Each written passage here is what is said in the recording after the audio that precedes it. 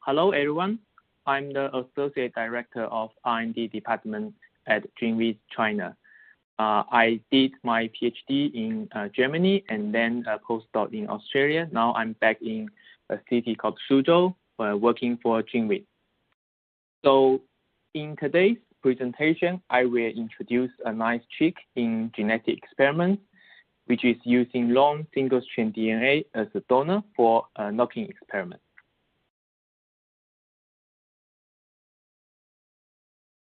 In this presentation, I will go through basically several aspects in which scenario single-strand DNA could be helpful, especially in comparison to double-strand DNA. Then I will compare different methods for its preparation and our multiple approaches to ensure the quality of our single-strand DNA. And before finally I reach the conclusion of this talk. So for the interest of this audience, I guess most of people are of a genetic background. So we need to make a couple of choices before we execute a genetic experiment. Okay, so the first one is forward genetics versus reverse genetics. If you are after a clear phenotype, then go for forward genetics, such as the random mutagenesis screening using sgRNA library, also in the scope of CRISPR.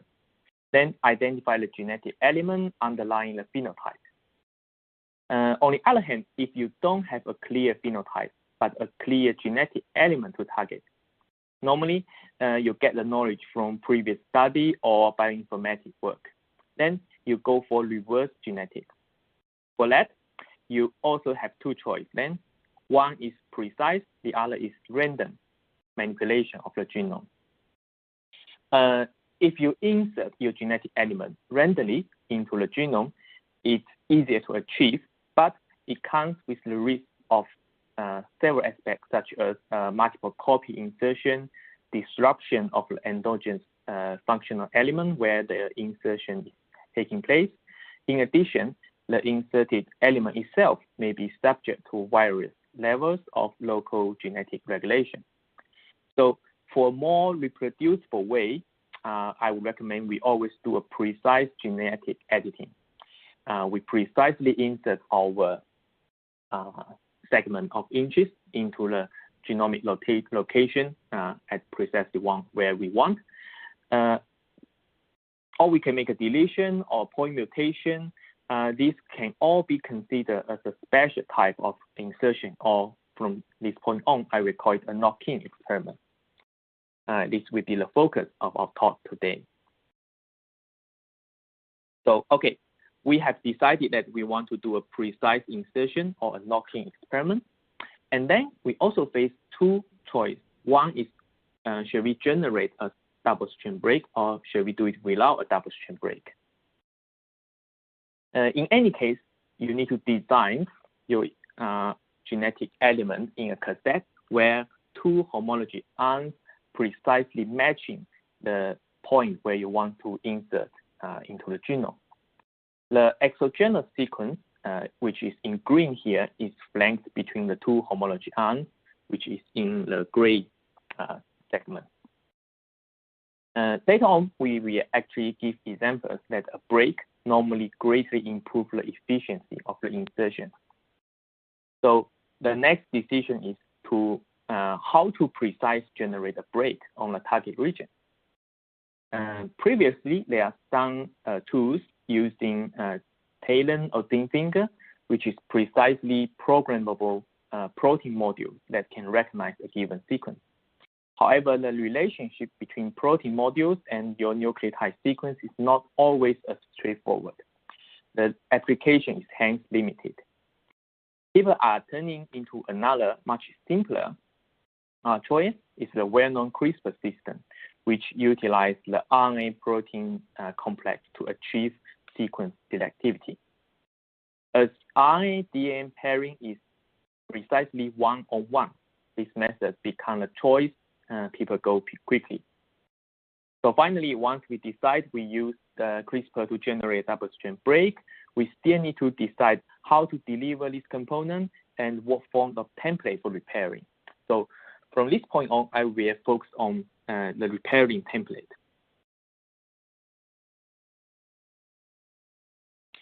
As you can see on this table, the first row is how we generate a double-strand break, DNA break.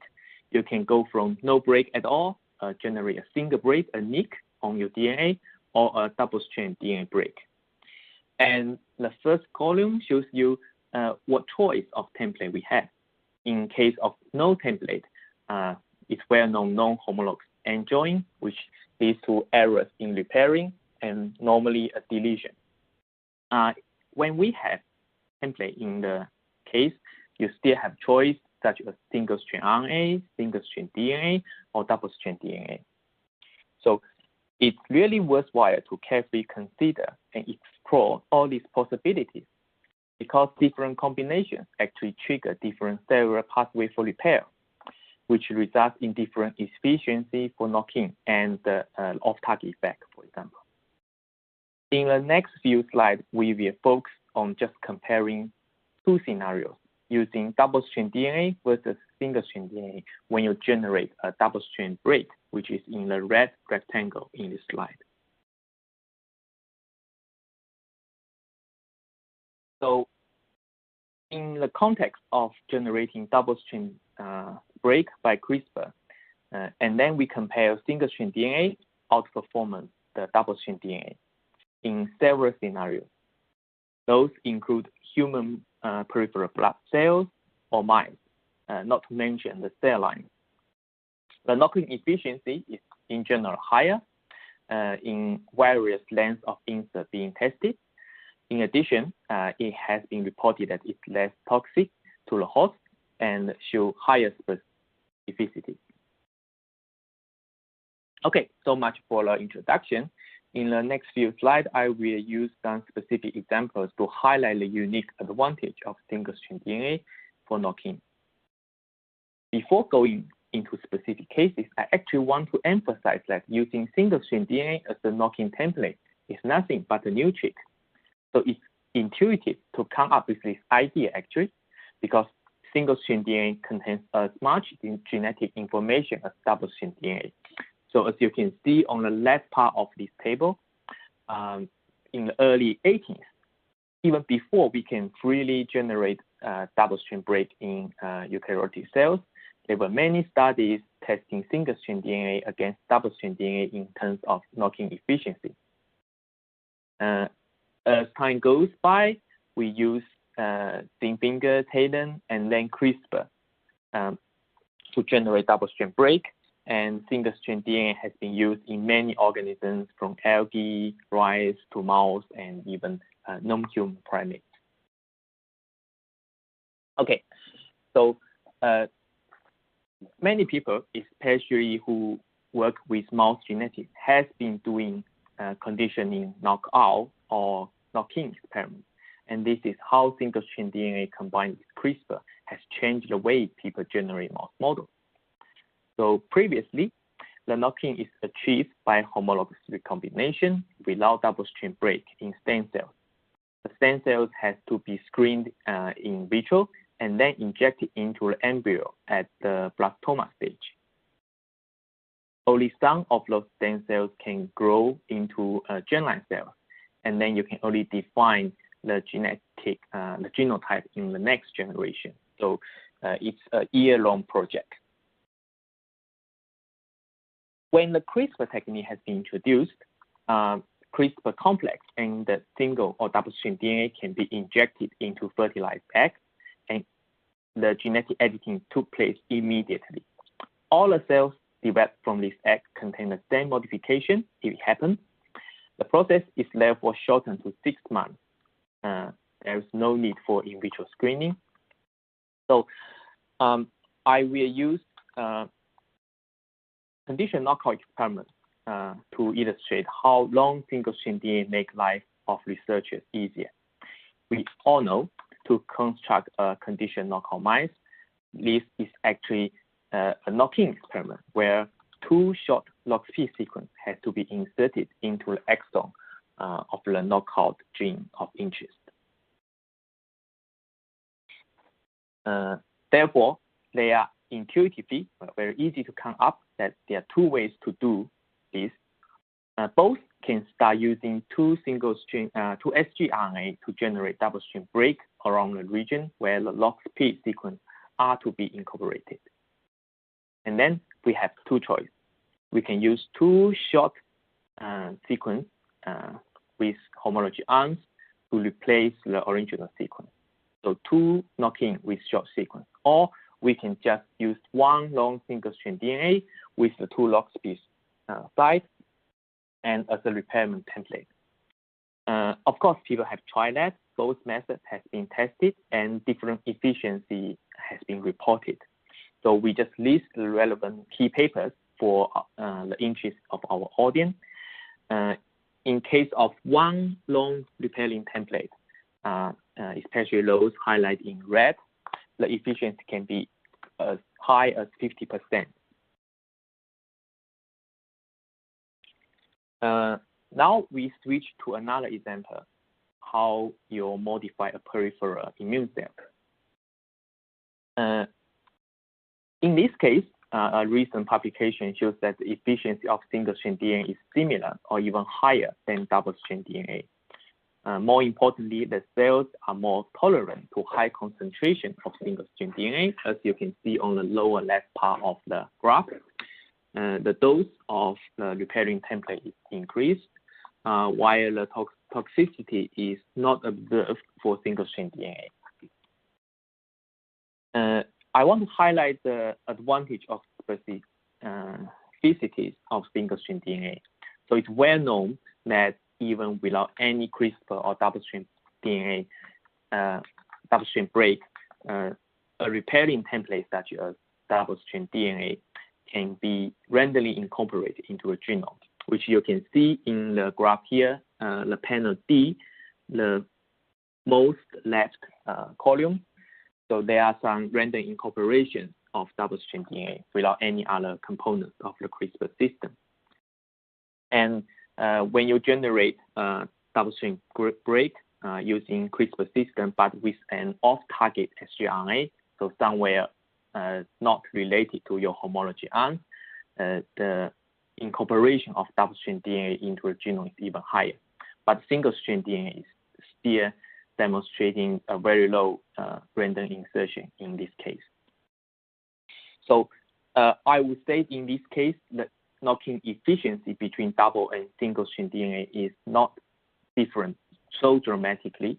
And here is a case where we have to focus on other aspects such as toxicity or specificity when we're considering the template for repairing. So our users, our customers actually design the single-strand DNA and order it from us. In some cases, we will be asked for advices on how to design the single-strand DNA for knock-in experiment. Where I always said, in general, you can use shorter homology arms for single-strand DNA compared to double-strand repairing template. But the optimal length here is context dependent. I will just list some reference here for how to design a single-strand DNA. I would advise that the reported values can at best serve as a starting point for your optimization, because it's really depending on your gene, the location of insertion, and the biological system you're using. In the next few slides, I will give some examples, some seminar papers where people systematically compare the relationship between the length of the homology arm and the gene of interest. For example, in this one, they compared two kinds of inserts, a very short one in the panel B and a relatively long one, a GFP, in panel A and C. And then different lengths of homology arm is used.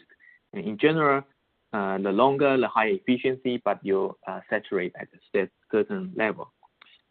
Interesting to notice that, for example, if you compare the same gene to be inserted, Reb11A, in two different cell lines, the optimal homology arm is different. Okay, this is another good paper where different design strategies is compared for the single-strand DNA. So you can see that the efficiency is higher when the single-strand DNA sequence is designed to be the same strand as what the sgRNA target, especially in the lower part of the graph. Okay, and the single-strand DNA is skewed to the upstream of the cut generated by the sgRNA. In this case, the efficiency will be better.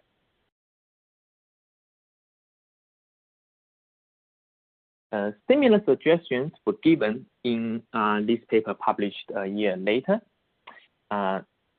Although the length of the homology RNA is not thoroughly investigated, so the researchers jumped from tens of bases quickly to hundreds of bases without fully exploring the room in between. Nevertheless, a few good advice is given, and I just want to emphasize that the sgRNA targeting strand is found to be less relevant for the efficiency in this case.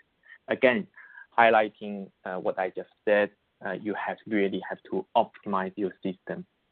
And it looks like the cells took different mechanisms to repair a double-strand break in different scenarios. So up to now, I hope I have convinced you that single-strand DNA is quite advantageous in some knocking experiments over double-strand DNA. So the immediate question is, how should we prepare it? Okay. So there are three major routes for the preparation: chemical ones, PCR-based methods, and NICS-based methods. I'm going through them one by one. So when you consider short ssDNA, when it's shorter than 200 nucleotides, it's essentially the same oligos we ordered for our PCR reaction. It's very cheap. The synthesis is fast. But as you know, the oligos is synthesized by chemical methods by adding one DNTP at a time. So the efficiency is not 100%. As the length goes up, there is always a chance that DNTP will be dropped at some point, and that's why you cannot reach more than 200 NT in general. So for longer single-strand DNA, we have to turn to molecular biology, okay, for a longer one and for a better quality. So there are actually four types of PCR-based methods. I'm going through them two at a time in a slide. The first one is reverse transcription. Okay, so first you need a double-strand DNA template, but just reverse transcribe one into mRNA. Then the mRNA is purified and reverse transcribed back to single-strand DNA. Okay, in theory it will work. Exonuclear experiment is similar in the design, but going for another angle. So again, you have two primers, but only one primer is phosphorylated during PCR.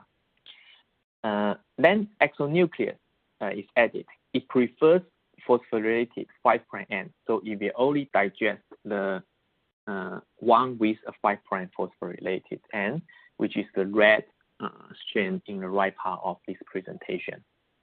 And of course, the gray one is left, which is the single-strand DNA you want in theory. The next two PCR-based methods is shown here. First one using magnetic beads, just to specifically pull down one strand of DNA during the synthesis. Normally, it's a strand-avidine biotin pair, and what is left in the sugarnatant is your designated single-strand DNA.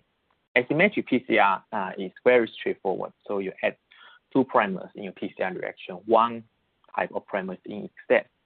And of course, you end up with a population is dominated by one type of single-strand DNA.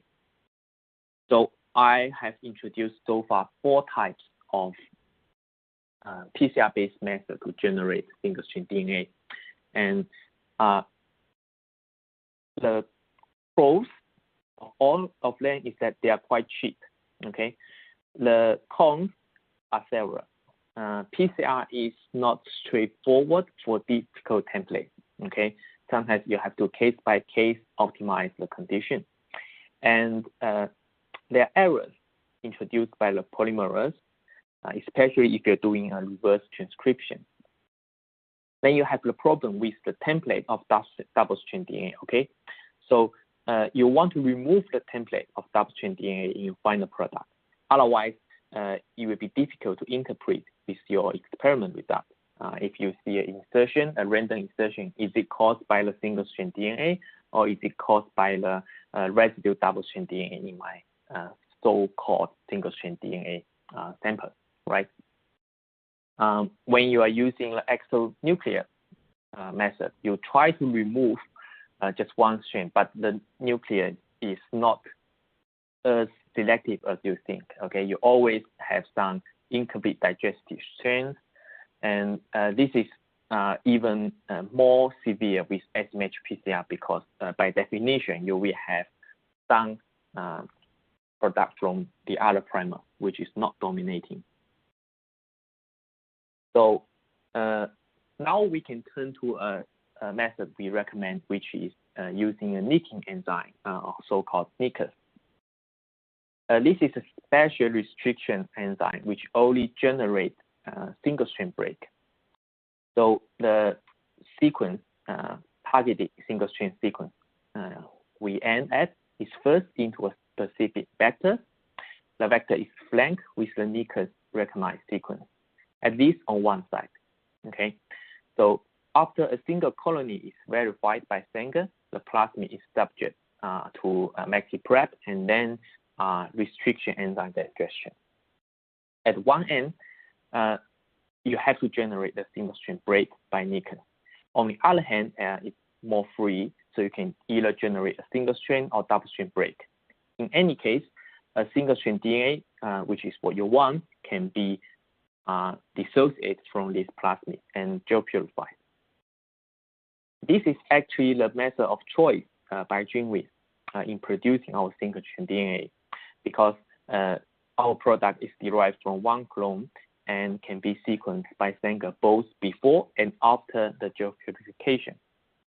So another one advantage is that the process also minimizes endotoxin because of the electrophoresis process. And in principle, it should not contain any double-strand DNA. We will come to the QC results soon to prove that. Okay, here we have introduced the pros and cons for all 6 methods. It's actually up to you to choose, but we believe that in terms of quality, nicking enzyme-based method is the best. While in other scenarios, you may choose other methods if cost or timing is your primary concern. Okay, as we have said, how do we ensure the quality of single-strand DNA? What we are going to look at. First, we have to make sure the endotoxin should be minimized because it's detrimental to cell culture and microinjection. And the sequence integrity is also a major concern. When we generate double-strand break in a cell and use template to repair it, there always will be some errors when the cell uses the repairing machinery to repair the break. So if we see some mutations in our final product, how do we know it's introduced by the repairing process or it was already there in the repairing template? So as a single-strand DNA provider, at least we, GENEWIZ, will make sure that the template is as correct as possible. So the rest is done by the nature, okay? In this aspect, we also cover that, make sure that there's no double-strand DNA in the product for the reason I just mentioned above. So in addition to the cytotoxicity result I showed you previously on the T-cell paper, GENEWIZ also done some experiments with our own cell culture. So in this case, we use electroporation to manipulate two cell lines, and we electroporate excess amount of single or double-stranded DNA, about 20 millimole per million cells. Then the cell viability is assessed after 48 hours by Comaneci-Bruce staining. As you can see from the 3 independent replicate experiment, the viability is always higher in case of single-stranded DNA, which is orange in this group. It can also be seen on the right for the image of the cell. Okay, so a question we often get is, how do you sequence the single-stranded DNA? So as I said, we always sequence the plasmid before the NICUS and electrophoresis was applied. And in theory, there shouldn't be any mutation by this case, but we always get some feedback from customers. They want to see the single result of the sequencing of the ssDNA itself. So it's not so difficult except for the very 3' end. As you can see, single sequence goes from 5' end to 3' end. So if you have a double strand, that is not a problem because both primers can go in 2 directions. But for single strand DNA, the very 3' end can be sequenced. Okay, so to address this question, we use a method highlighted on the right. We first add an adapter to our single-strand DNA product. It's a single-strand DNA ligation experiment, and then we convert the single-strand DNA into a double-strand, and then we can use a primer to see the very 3' end. The result can be seen in this slide. The first row is a typical example of single sequencing from the 3' end itself. The first few tens of nucleotides is not visible by a traditional single method. However, if we add the adapter, and then we can see all the sequence in the 3' end, which you can see in the lower part of this graph. The region highlighted by green is the sequence of the adapter, and the rest are the single-strand DNA we produce. So this is a way we make 100% sure that our single-strand DNA from 5' to 3' end is as we designed. The nice thing about this adding a adapter to a single-strand DNA is that we can use the same material and further convert it for a library suitable for next generation sequencing. And in this way, we can see the point mutation rate as next generation sequencing has a higher sensitivity.